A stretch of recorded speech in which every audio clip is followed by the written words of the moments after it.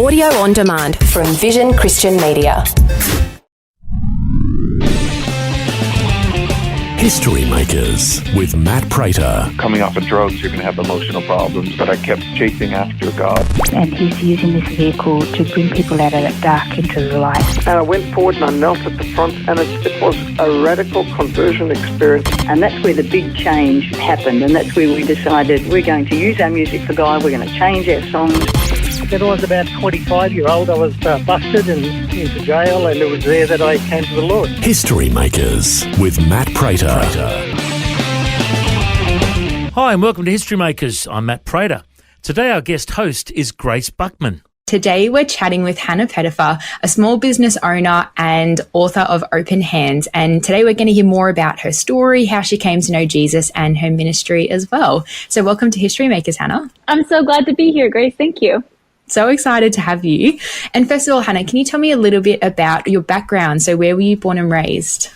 I was born in Dallas, Texas, but raised here in Lake Charles, Louisiana, where I've spent all of my known life, except for a brief stunt I did in Disney World in college. Oh, very nice. What were you doing in Disney World? Was it like a work kind of marketing internship?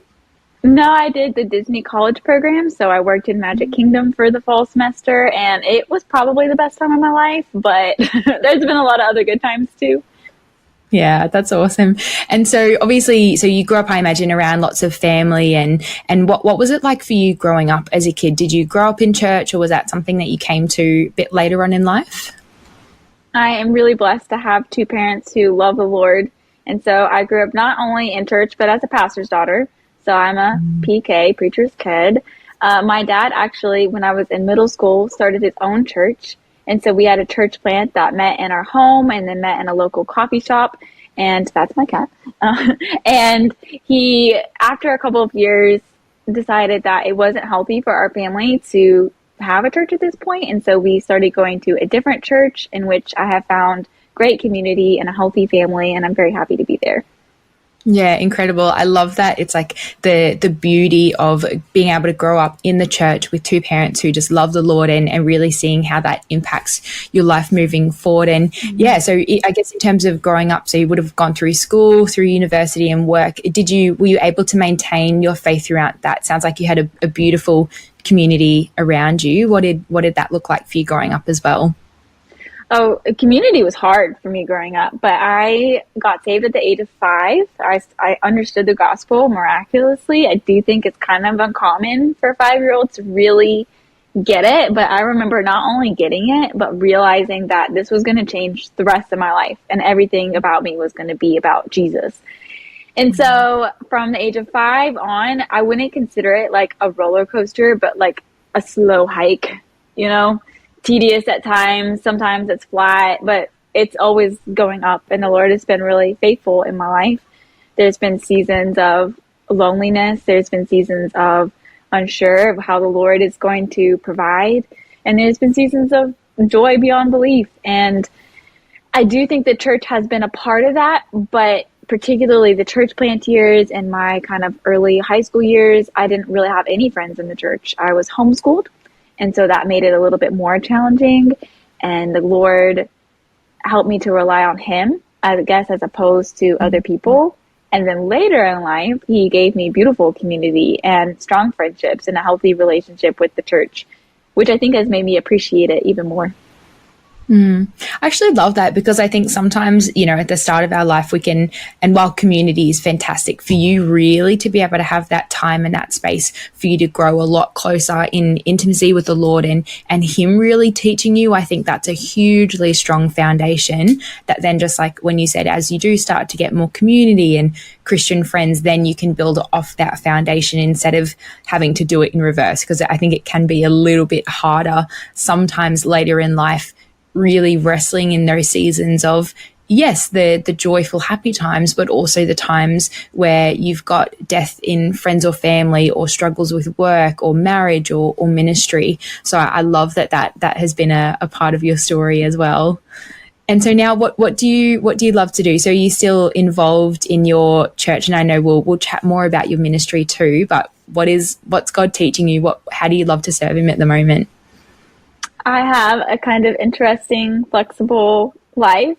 I own my own business, so a lot of my schedule is up for me to decide, and I love to use that flexibility to be able to disciple people, serve alongside them, sleep sometimes. But I own a business where I do princess parties for kids and styled picnics for adults. Additionally, I work marketing for my dad's two small businesses. I teach ballet, and I'm publishing a book. And so every day is different for me. And I love that. And the Lord has taught me to, first of all, recognize that all blessings are from Him. My life is not very predictable, and my finances are not very certain. And so when I do get gigs or I get a job, I recognize that as the Lord's provision, perhaps more so than a person who has a traditional job or a corporate job. Even though we're all equally reliant on the Lord, I am very aware of it. And I'm very thankful for a life that reminds me that all good things come from the Lord. Yeah, very true. I love that. And even just having the flexibility as a part of your schedule, which many of us don't, when we are a little bit more stuck in the typical Monday through Friday, 9 to 5. But I love that a part of your life at the moment, and hopefully continuing moving forward, is having that flexibility to actually be able to do a lot of what we're called to as Christians, to disciple people and just to be able to catch up, pray, help those in need as well. So I love that. And that's personally something that I would love to start being more intentional about in my life as well. And just making sure that for us, work isn't everything. It's not the main thing that we have to spend all of our time with, but being able to have that beautiful, flexible schedule where we can be really intentional about discipling and getting involved in church and coming alongside people too. And your book as well. So can you tell me what was that process look like? Did you ever grow up thinking that you would write a book? Honestly, yes. But I read a lot of fiction as a kid, and I always loved to write and read. I did not expect to write a book about trusting God at the age of 24, but it happened, and I'm super glad that it did.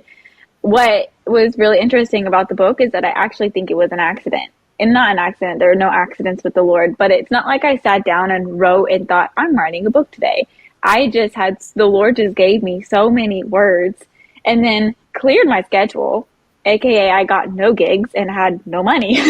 But I said, I think it's time for me to sit down and write out these words that the Lord has put on my heart. And when I started, it's like I couldn't stop. It was just so much of the Lord. The Spirit was just like, here you go. And in the span of 2 months, I wrote the book, the first draft, and then immediately was like, okay, what do I do with this?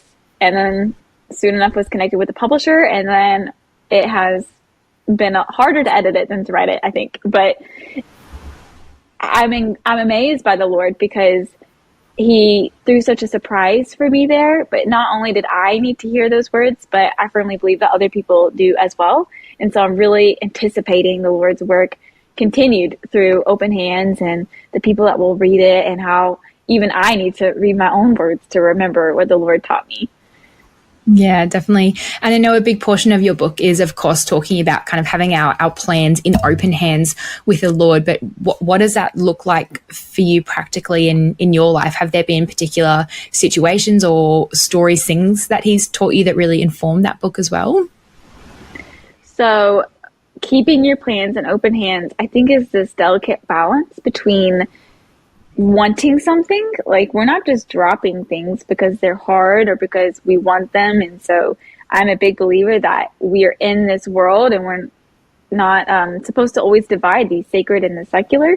And so we get to hold these dreams. And for me, the biggest dream would be to be married. And so the struggle of dating, we just talked about that earlier, Grace, and I struggled with that. And the Lord reminded me that I get to hold those dreams, but I get to hold them loosely, and that He is a trustworthy God. He's not withholding good things from me. And so He might take away something. He might take away work, for example, paving the way for me to write this book, or He might give me something better than I anticipated.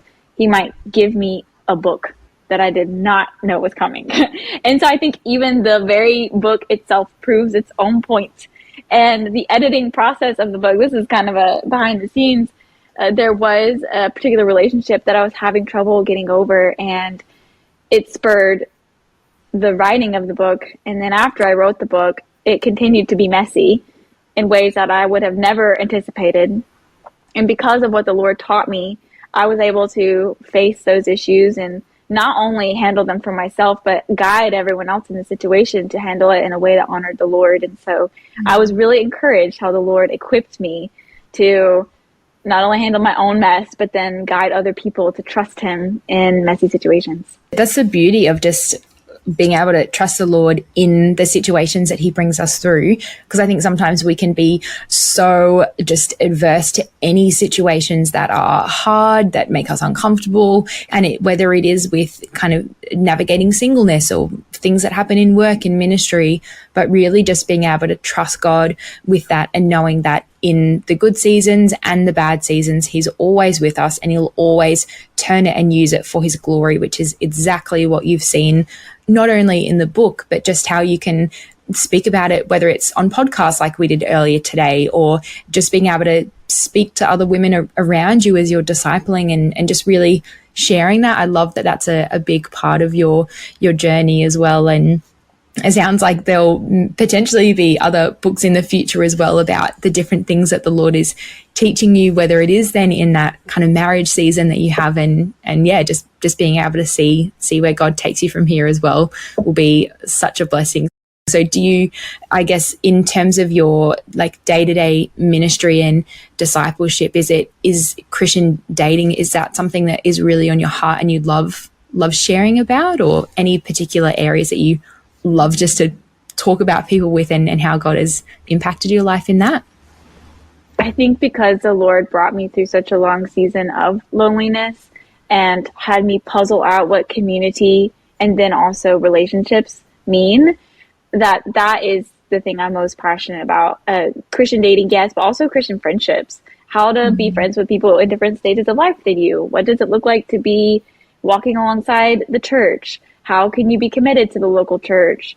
How do you know if you should marry someone? Like all of these kind of relationship questions, as a very relational person and someone who has put a lot of work into relationships, this is something that I'm very passionate about. And I feel like the Lord has intentionally put both challenges and opportunities in my life to help me recognize that, man, he has created us to do life together. It's too good to do alone. I just read Genesis 1 and 2, and he made us for one another. And it is a holy and beautiful and rewarding effort to figure out how to best love and serve those around you, both in a romantic capacity and in a friendship capacity and in a church capacity, all of it.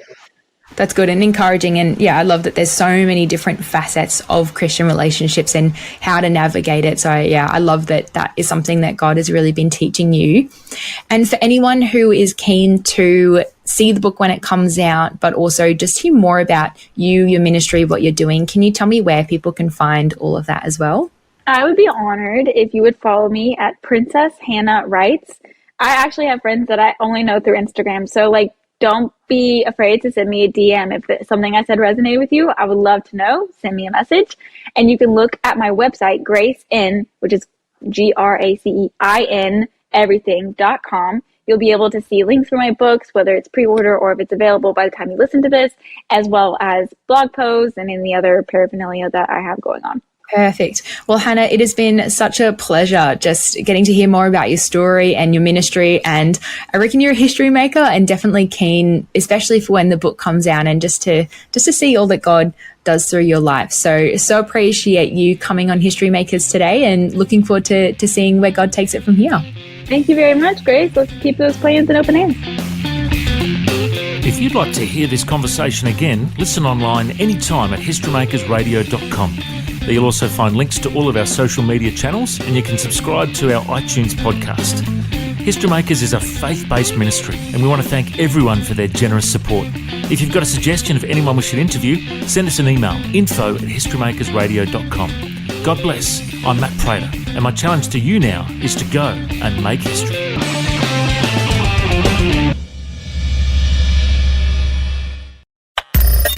Thanks for taking time to listen to this audio on demand from Vision Christian Media. To find out more about us, go to vision.org.au.